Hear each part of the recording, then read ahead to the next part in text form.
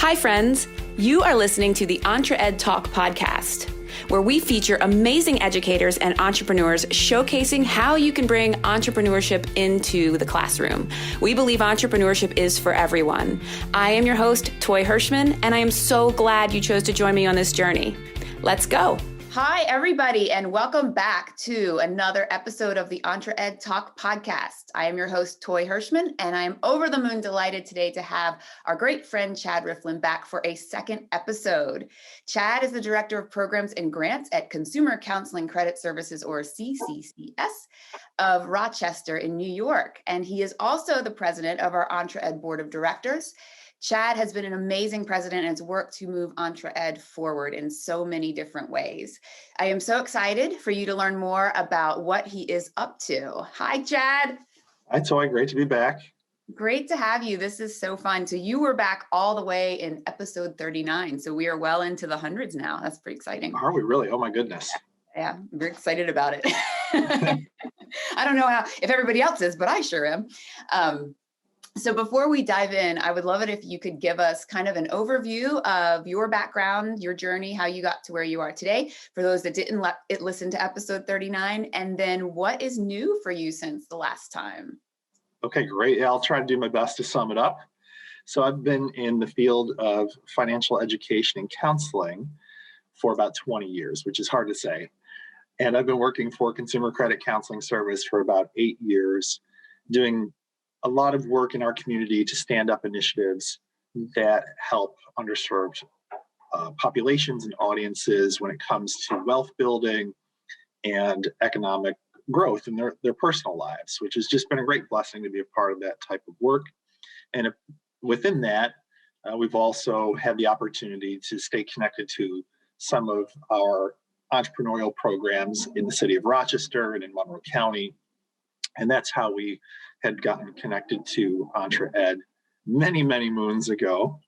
And then, as you said, in a surprising way to me personally, I had the opportunity to be on the board and now serve in the role of the board president, which has just been a tremendous learning opportunity and just been surrounded by great people. So I'm super thankful for that. And like I said, it's something that's almost a little bit surreal to me because I don't ever kind of picture myself as being in that type of role, but just really enjoy the work of EntreEd. And like you said, seeing where things are going right now is really exciting. And so happy to be back for another episode. Awesome. Well, we are so happy to have you back.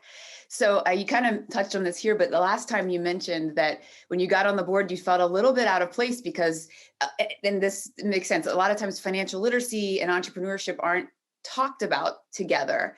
And oftentimes that financial literacy piece is a little bit challenging for folks. So I wonder if you can, because we believe it's actually one of the most important elements, and it's one of the things that we've found is much more difficult for young people to grasp. So I wonder if you could speak a little bit to that and, how much it be scary and what you do to not make it scary. That's a great question. I think really what it comes down to is the parallel value with entrepreneurship education and with financial literacy are almost identically the same, right? The aim for someone who wants to become an entrepreneur is really the same aim as somebody who's wanting to improve their financial literacy or financial understanding, right? We want to be more secure and have more opportunities and freedom in our lives. And that means either A, having to have greater capability and space to take advantage of opportunities. That's where the entrepreneurship education comes in. And B, being able to leverage our resources in the best way possible to do that. And that's where the financial literacy piece comes in. So I think you're right. They tie together almost seamlessly. And you have to almost have good, solid core knowledge on both sides in order to be effective on either end of that spectrum. Yeah, that's so true. We just, as we do more and more, different entrepreneurial courses and outreach and things with students and with schools, we find that that's the piece that kind of gets left on the table. And it's funny, Gene, our executive director, he always has this kind of pet peeve because when we meet, it's so hard for people who are in the education space to get that idea of, even though you're doing good, you still have to generate an income in order to keep doing good. And Right. people, it's a very hard concept sometimes for people that are in that kind of giving mindset, that you still need to think about that. You still need to think about keeping the lights on, or you're not going to be able to do all of the good that you want to do. You know, I'm a big fan of Simon Sinek.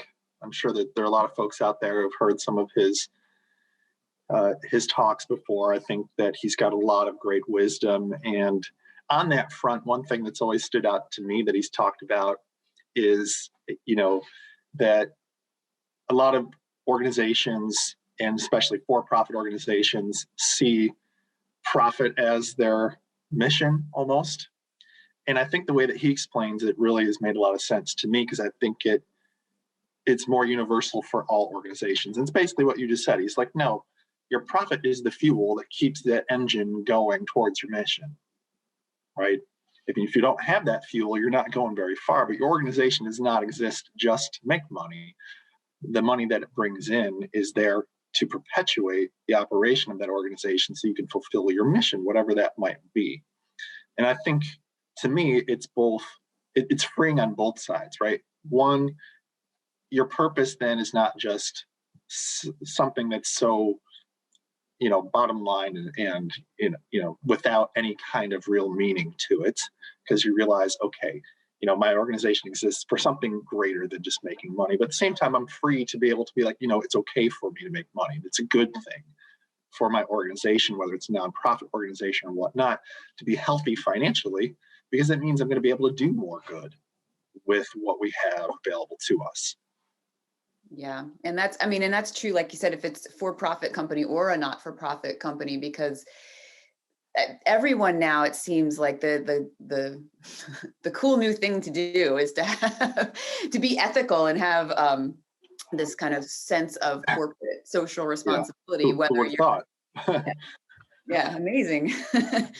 So I think that's important for everybody to understand, that you can't keep doing what you're doing and providing goods and services to people if you're not financially healthy. And that's right. kind of that comes in. And I think each person has their own kind of leaning naturally to whether or not they're just more focused on the good or the outcome that their organization is producing, and they might be less focused on the financial side, right? And those are probably the organizations, maybe small businesses, that we see where they're super innovative, maybe great connectors with people, but on the back end, it's kind of a mess, right? Yeah. And then you have the person who's like, I really understand how to make money work, but they struggle on the other end. And I think this is, again, where we're talking about this intersection of the need for financial education and entrepreneurship education, right? There's always going to be that balance and that float that we all kind of naturally fall into, and we're going to need some assistance. We're going to need some supports to kind of pull us a little bit further in the right direction.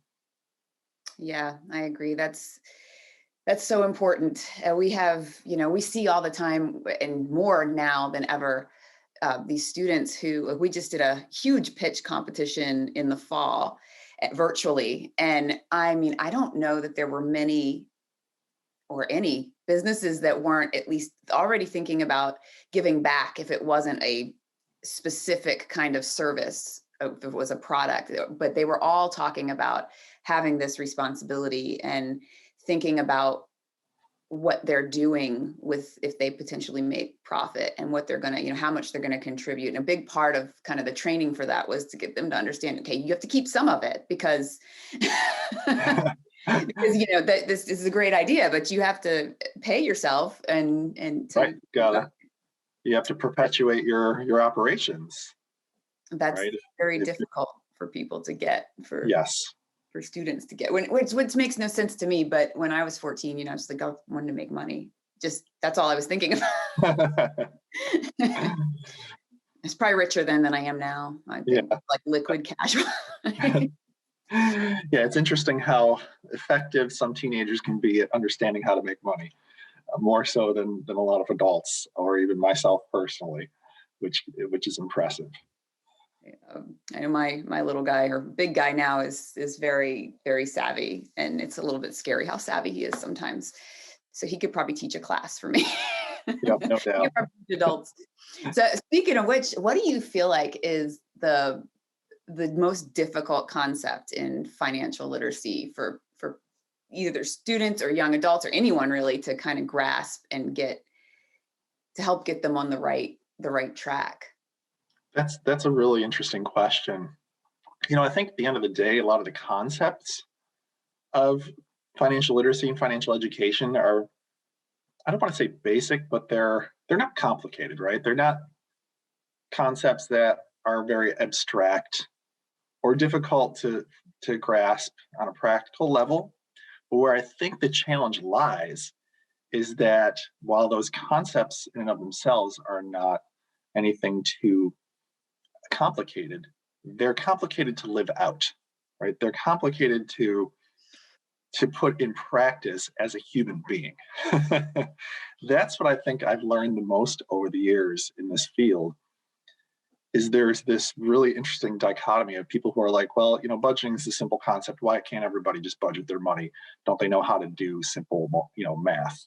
I'm like, well, yeah, everyone understands that you need to, it makes sense, I should say, to bring in more income than your expenses and not spend more than your income.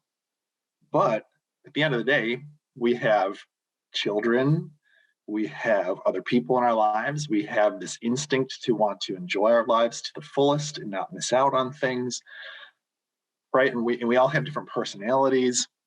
We all have different upbringings and backgrounds that kind of roll into this understanding of our relationship with money and what's important and how we value different things in our lives and how we prioritize. And then that's what gets folded into that piece of paper that we call our budget. Mm-hmm. Right. And that's where it becomes incredibly complicated. And I think where we've found a lot of our work really lies is in helping people to understand those dynamics. Right. It starts by the practical piece of like, okay, let's get your numbers down on a piece of paper and see what we're looking at and figure out what your goals are, where you're trying to go, what you need to improve. But the how you're going to do that tends to be vastly different for every person. Yep. That's where I think, this becomes a very challenging topic for a lot of us, because we also tend to hear the very easy answers from the quote experts of the world. We all know who's out there, espousing their truths on personal finance. And it's always like, hey, it's just as simple as you need to be disciplined and not be so stupid in how you spend your money, right? It's like, oh, okay, great. Here's $500 for your wonderful money management course. Brilliant. Brilliant. But I think what the field is finding is that just having more supports when it comes to like a financial coach, a financial counselor, someone who's there who you can go to, who's a neutral party that can help you to kind of reflect on your situation and be an accountability partner that's outside of your normal circle, outside of those normal dynamics that cause us to, have our regular insecurities and arguments and all that good stuff, is incredibly valuable, because it kind of recenters us to be like, okay, here's what I need to do. Here's someone who I can answer to check in. Here's an unbiased party who's helping me to look at things without any other kind of, influence. And it becomes a much more workable process then. Yeah, I can see that. That's probably what I need. My husband and I, we all do.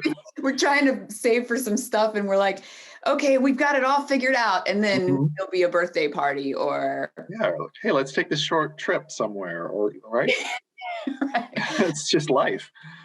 Things just happen. Like, oh, okay, well, we messed up that one, so we'll have to try again. And what's been interesting too is like in recent years, a lot of our financial counselors and coaches have also started the practice of receiving counseling and coaching as well. And to their credit, I think they've realized like, well, we need to practice what we preach. Yeah. Because, it's the same old story where the cobbler's kids have no shoes, where for a lot of us, we don't want to go home and think about this stuff anymore, because we've just worked with however many people today and their issues and whatnot. So some of us in the field are not perfect in all of these areas of saving and et cetera. So we realized, well, we got to get connected to professionals who can help us as well. Yeah, I think that's really important. And to your counselor's credit too, that's a really good thing, because I mean, you have, like, therapists usually have a therapist. Yeah, exactly. Like, Right. just because you have to, it gives you that balance, and it gives you that sense of like, this is, yeah, practice what I preach.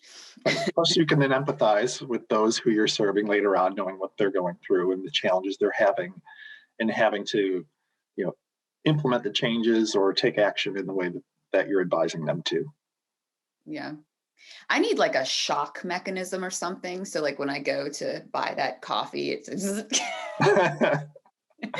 So, some sort of app that will I need shock like you. a counselor that will just like push it. Nope, get away from that. Get away from Starbucks. Run.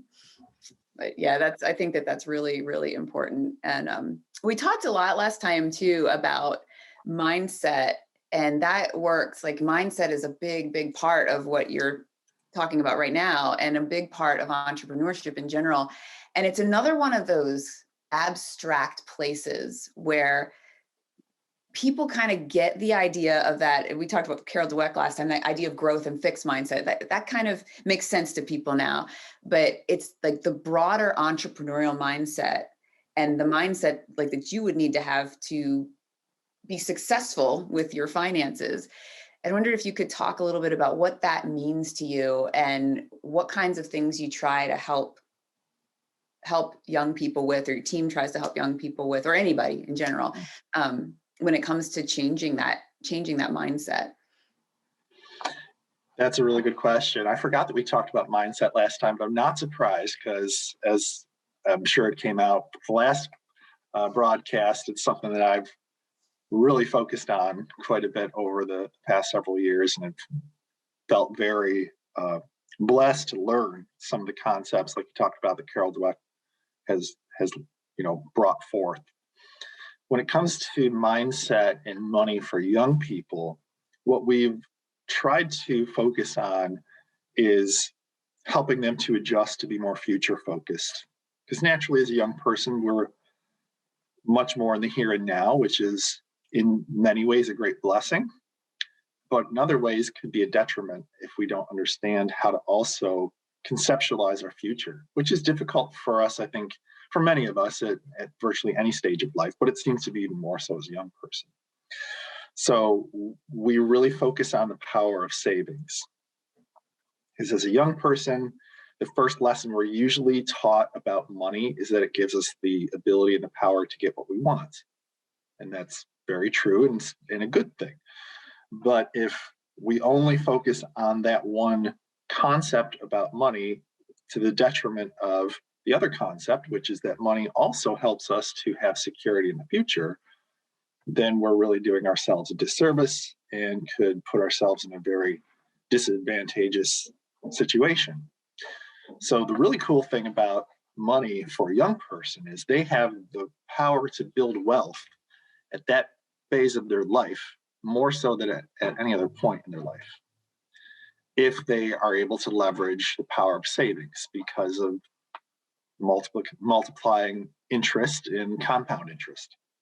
So we have this class that we do that we've taught for many, many years, and it's built within some of our youth financial education programs called the $1 Million Plan. And we show a young person, a high schooler, how they can set themselves up to essentially guarantee that they will become a millionaire through savings. And essentially how much of a lift that takes. It's not easy, but it's not impossible at all for a young person to understand how to make that commitment and get to the point where, as long as I know I do this, I save this much every single month, I can do whatever the heck else I want with the rest of my money, and I will eventually become a millionaire through the power of savings alone. So trying to build some of those future-focused mindsets is where we really dig in with young people. It's a real heavy lift because, again, with young people focused on the here and now, plus they have different pressures when it comes to how they spend their money on themselves at that phase of their lives. When it comes to, sneakers and AirPods and all that good stuff. So trying to help a young person understand, that it's more worth it to them to save that $100 than to spend it on sneakers is not easy. But we've had many of them who've had that light bulb go on. And hopefully it's been something that's helped them to move forward, to the next phase of their life in a much more efficient way, like something that's going to make a much bigger difference for them. Wow. I wish I had that class when I was. Yeah, me too. It's too late. It's too late for us, Toy, unfortunately. Hopefully the 401k will be there when I need it. But that's incredible. I wonder how to get my kid into that class somehow. You do it virtually?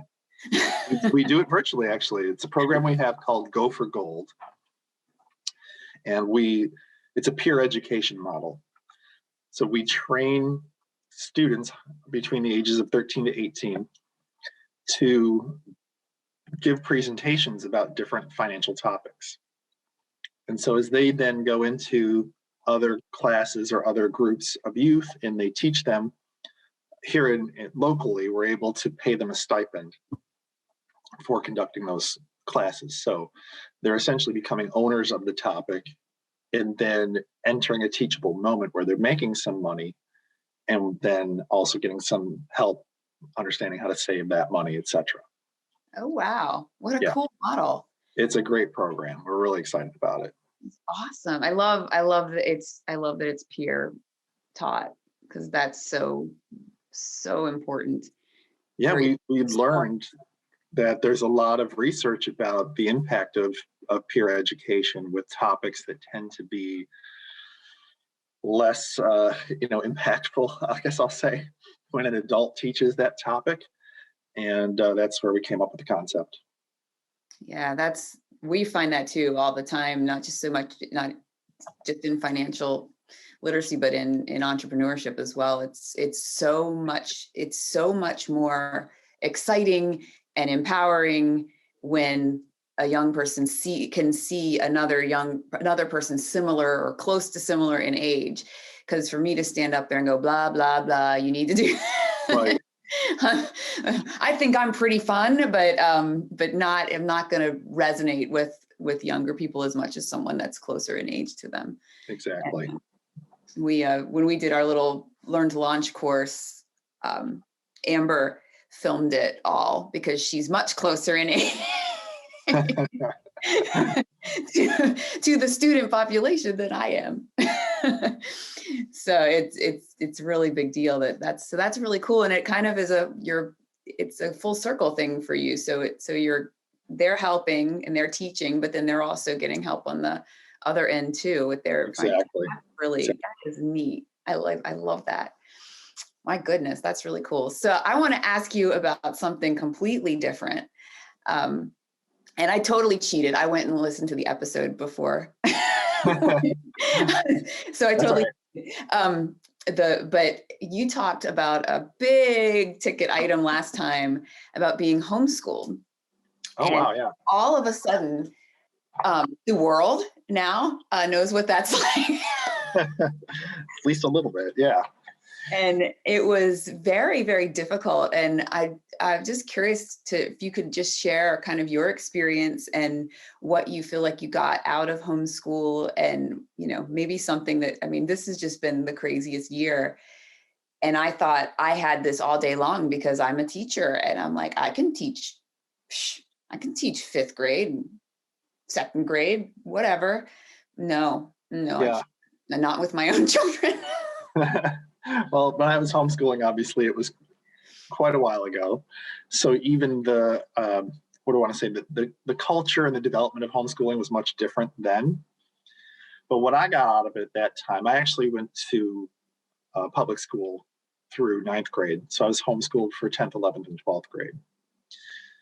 And at that time, what I got out of it was just much more personalized learning. So my mom was able to shape my learning more to the things that were probably a fit for my strengths and what I was naturally geared for. It doesn't mean that there were subjects that were thrown out the window or anything like that.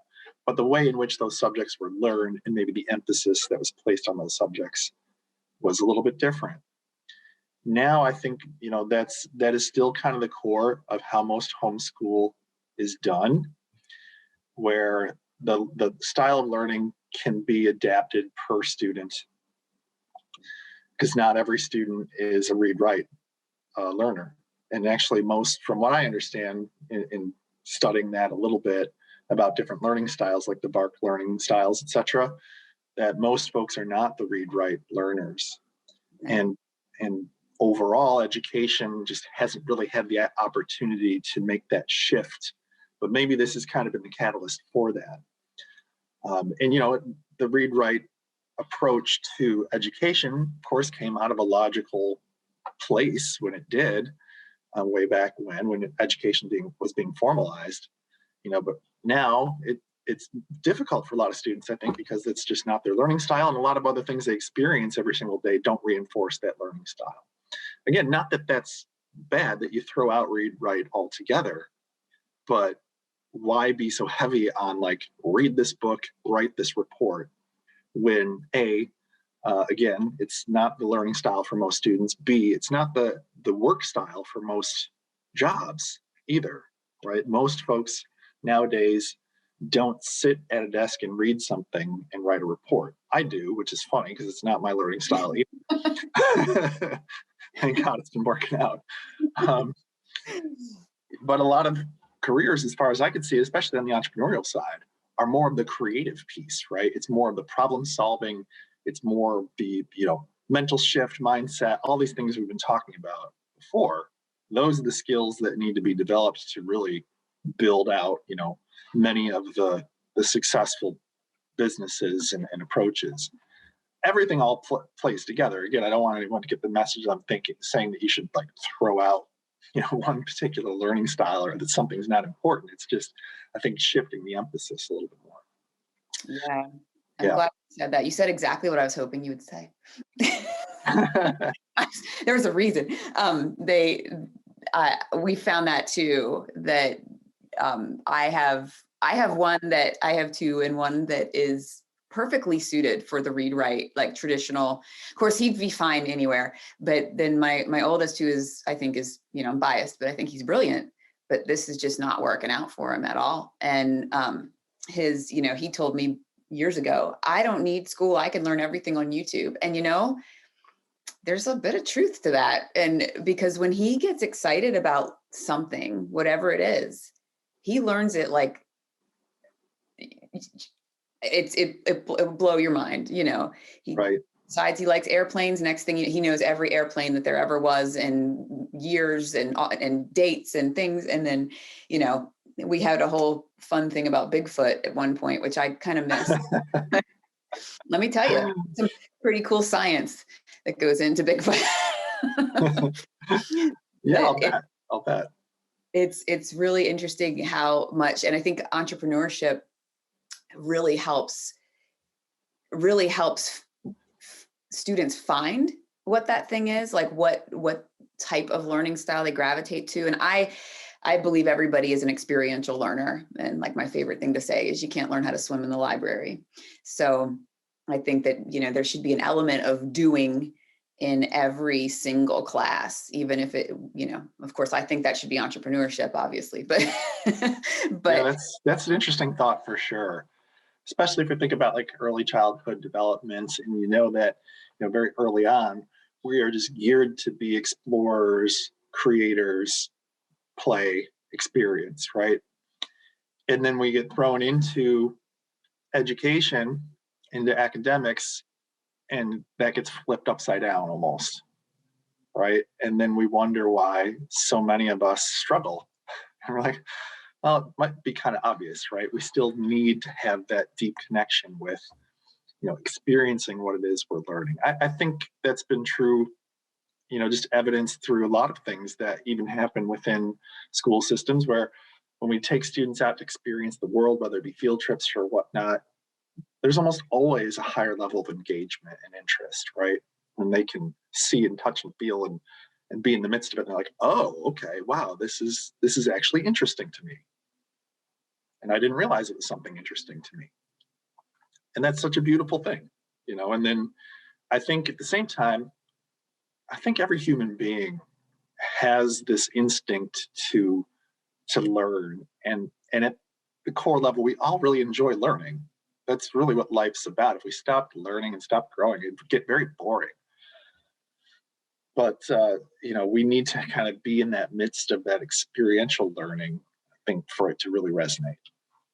Yeah, it's always interesting to to be out with a group of students, and whenever we can do that again, be out with students and really, and get to experience something, and then really listen to what they say. And instead of just, okay, here's all this information you need to have right now, we can't do that anymore. We can't. Yeah. We are not, teachers are not this, am I going to say this wrong? The font of knowledge. Like we can't be this, just repository of information anymore, because right. We all have every piece of information that we ever need yep. in our hands anymore, Yeah, it's more of like a facilitator of the learning experience, right? And being able to be a good identifier of how to get a student engaged in that learning experience, and being able to, kind of bring them into that space. That I think that's where teaching should be going. You mentioned the experiential piece being a catalyst, and I think about the Biz Kids program, which I probably mentioned before, through the city of Rochester here. And that model it's been pretty much the same for many years, where it's a week-long camp that students start with. And the one thing that we implemented about 15 years ago that is still the most important piece is in the middle of that week, we take them out to usually City Hall or some other location, and we have them sell lemonade or hot chocolate. In the winter here in New York, it gets cold, so you got to sell hot chocolate. And when they have that experience, everything's different to them. Everything we talk about after that is completely different to them. They are all about then figuring out things for their own business and understanding how to sell, because they've been in the midst of it now. They've seen the money come through their hands, and they figured out what made that happen. And they're like, oh, okay, I see how this works. I can do this, right? But we could have talked about that experience all day long, and it would not have meant the same thing to them. Right. You have to go through, we don't learn anything as adults the way that we learned it in school. We don't, something breaks and you go fix it. You have to get in there and kind of fumble your way through it. And then once you've done that, you really understand it, but you couldn't read it in a book and learn it, the way that you do. It's funny how the way we naturally learn, we kind of suck that out of students in traditional education. And we have a lot of teachers that we work with that don't do that. So if any of you are listening, I'm not talking about y'all, but it's just amazing to see what happens to a young person when they start, if it's a business or something, when they start that and they're really in it and they have to deal with a real person and meet somebody's actual needs. And then, and what that actual real authentic experience does for them. It lets them connect their background information to this new information. It's the way that we have to be teaching students. Yeah. I might have mentioned this last time, but a really interesting outcome to me that would be really interesting if schools had to track and report on is when students graduate, what is their level of interest in learning and love for learning? Because in my mind, that's really the main outcome that any educational institution should be producing, is somebody who highly desires to learn more, right? Because again, like you said, information is available. And if we're producing individuals who have a really high desire to learn, then we know we're going to be, having a lot of very productive and innovative and creative individuals in our country who are doing great things. If we keep producing those who are I'm not interested in learning, I'm not interested in school, it totally burned me out, I hated it, I just want to kind of go be in my shell away from the world, well, that's the wrong outcome we should be producing. Yeah, that's true. I wish there was some way that should be embedded in every school system, this like the love for learning scale. It's something like that. Yeah. You have to, I mean, and it's especially now, there aren't jobs where you don't have to keep moving forward. There are no jobs that there's, factory jobs, maybe very, very, very, very few, where you're just doing a rote thing all the time, because that's been largely replaced. You have to keep pushing forward, and you have to learn new things, and you're going to be faced with challenges, and you have to understand that you weren't done when you got out of school. You have to You're right. Even in those like production type jobs, technology changes so fast nowadays that you're going to have to learn something new, even if your role remains exactly the same throughout your whole career. Like, you're going to have to adapt to new systems and new equipment and new technology, because that's going to change faster and faster as we move forward. Yeah. We all kind of got a little experience with that this year too. I went from never doing anything with video to a full-fledged videographer. Exactly. Yeah. Same for us. As you know, I'm doing another live stream right after this. So yeah. And I want to make sure you talk about that too. Like, talk about that. Share with us what that's all about. Yeah. Thank you. And I appreciate that. We've been doing a video series for about a year called Money Talks That Matter, where my colleague and I, our outreach coordinator, talked about certain topics, and we shifted that into a live broadcast that we do on Facebook every Thursday from 12 to 12:30. So it's now a way for folks to engage with us as we're talking about these topics, and to just hear a little bit more conversation. It's very casual. We focus on, really kind of undoing many of the resistances and things that we've had to talking about personal finance topics, and we try to be as real as possible. It's not about us saying, here's how you manage your money. It's more so, us talking about frustrations that we've experienced, that other people have experienced, and how do we work through that. Folks can just find it by going to Facebook/CCCS of Rochester. Again, every Thursday at noon. And that's noon Eastern time, right? Eastern time. Yep. Here in New York. Cool. That sounds amazing. Definitely everybody check that out. We'll put it in the show notes too, so it'll be easily findable. Excellent. Fantastic. Love it. That's so fun. And I'm glad that you're doing that, because I think that's what people need to hear. A lot of times, like you said, with some of these people that have these training systems and things, and they're like, this is how you do this. This is what you should be doing with your money.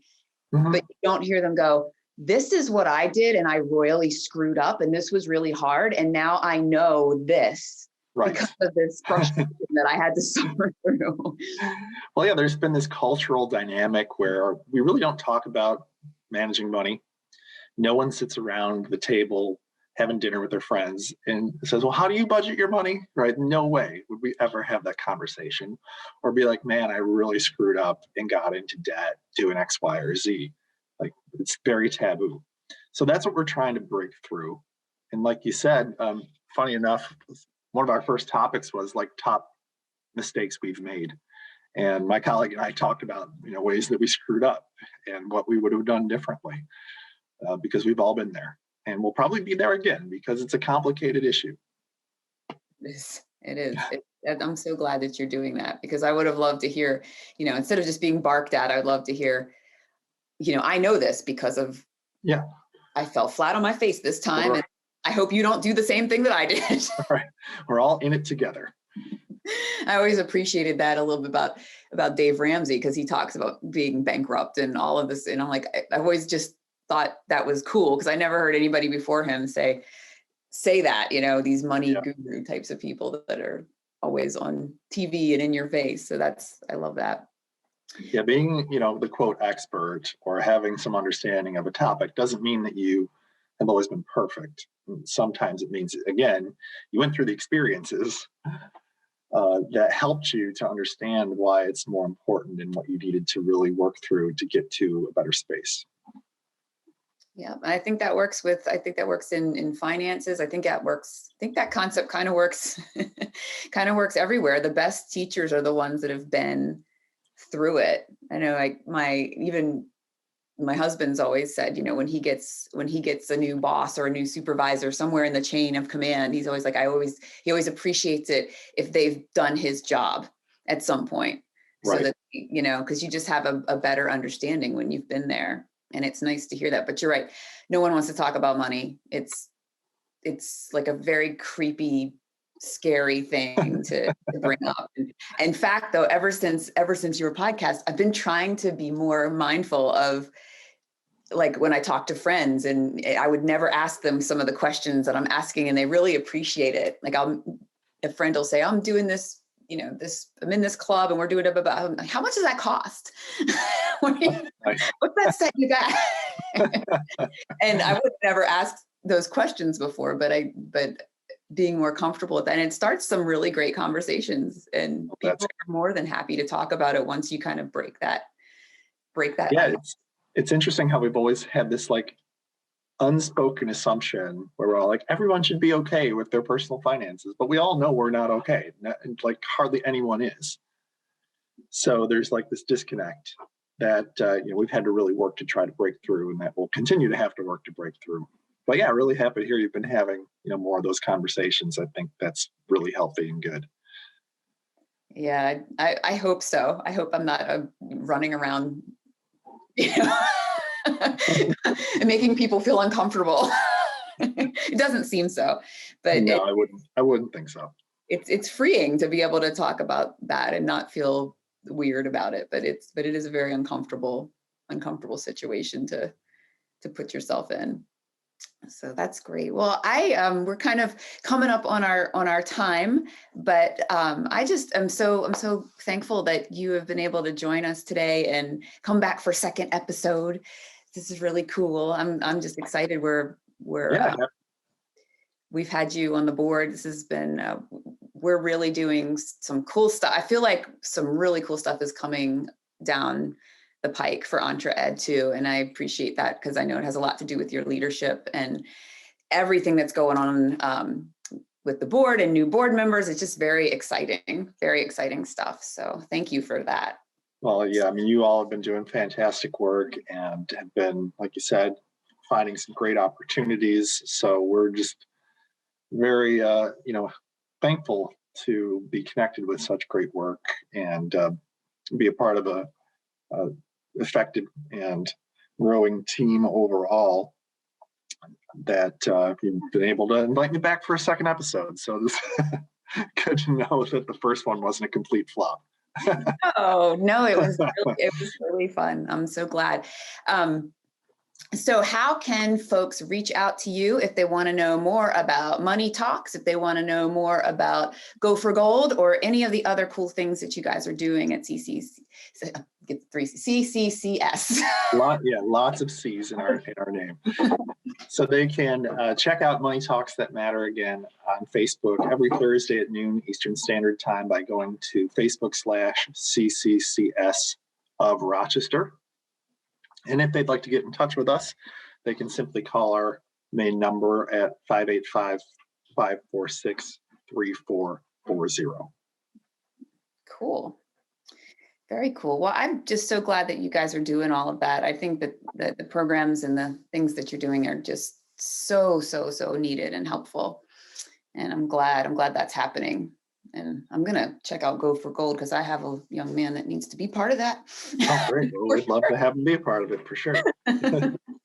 Awesome, Chad. Thank you so much. And I'm just so grateful that you were able to join us today, and hope you have a wonderful rest of your day. You too, Toy. Thanks again, as always. And looking forward to next time. Thanks.